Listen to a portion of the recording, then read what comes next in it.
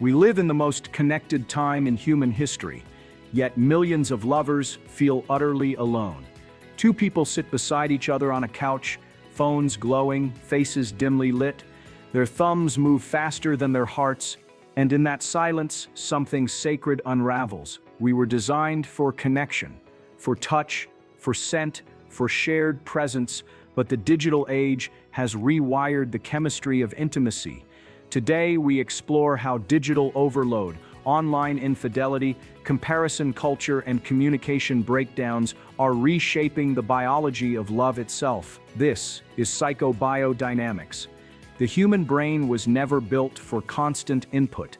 In a single day, most people scroll through more faces, bodies, and voices than our ancestors encountered in a lifetime.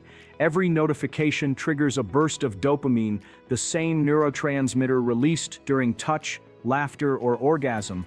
That's why the brain begins to confuse attention with affection. A heart emoji feels like validation. A reply feels like connection. A seen message becomes a measure of worth. But dopamine is a demanding guest. The more it visits, the less it satisfies. We refresh, we scroll, we check again, not because we're curious, but because our biology has been hijacked. In relationships, this overload fragments presence. One partner talks while the other scrolls. Dinner becomes silent multitasking. Moments that once built memory dissolve into digital noise, and when love must compete with endless novelty, it loses its power to surprise. Infidelity once required physical proximity, a secret meeting, a touch, a room. Now it begins with a tap. "Hey stranger, you look amazing, just catching up." These digital threads seem harmless, but biology disagrees. Each exchange releases oxytocin, the hormone of bonding and attachment.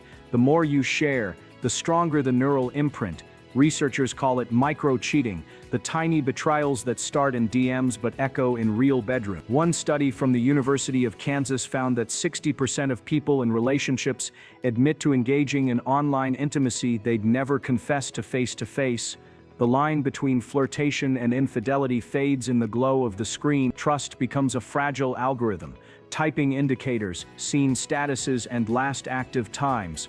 Love becomes surveillance. Intimacy becomes data. Open any social feed and you'll see it. Couples kissing under sunsets, matching pajamas, anniversary reels with cinematic music. But behind every perfect post, there are deleted arguments, tired faces, unspoken disappointments. Comparison is the silent killer of gratitude. Neuroscientists call it the social evaluation loop. Each time we see an idealized image, our brain's reward system compares our own life to it. Dopamine drops, cortisol rises, dissatisfaction grows. A woman wonders why her partner isn't as romantic as the ones online. A man questions why his body or his marriage doesn't look like the filtered world of hashtags and smiles. But those perfect moments are performances, not truths. When love becomes content, authenticity becomes a casualty. We no longer nurture connection, we curate it. And slowly we forget how to feel without an audience. Human conversation evolved over hundreds of thousands of years. We learned to read tone, rhythm, breath, micro-expressions, the fine print of empathy. But text strips all that away. A message meant as playful can feel cold. A pause between replies becomes a perceived rejection. Arguments last longer online because there's no facial feedback loop to soften misunderstanding. We've grown fluent in typing, but illiterate in presence. A partner sits beside you, yet you both scroll different worlds. Silence fills the air, not from peace, but from distraction. When communication collapses, intimacy decays not with a bang, but a quiet loss of curiosity. And without curiosity, love turns mechanical. Every digital habit reshapes our biology. Eye contact, once the trigger for oxytocin and trust, is replaced by blue light, which suppresses melatonin and disrupts emotional rhythm.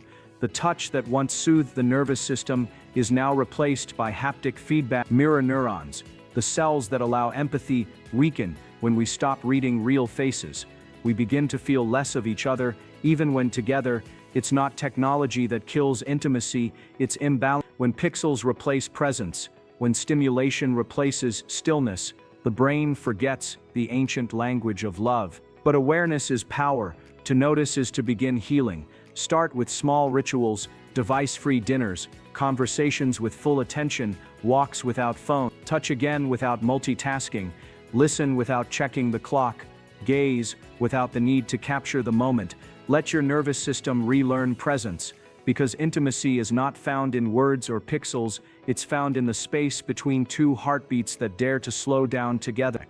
Technology is not the enemy, it's a mirror showing us how far we've drifted from our nature. Use it, but don't let it use you, so the next time you reach for your phone at midnight, pause, ask yourself, what am I really craving? Is it distraction or is it connection? Because the body knows, it knows the warmth of presence, the safety of a gaze, the truth of a touch. No emoji can replicate that. This is the science of digital love. This is communication without screens. This is PsychoBio dynamic.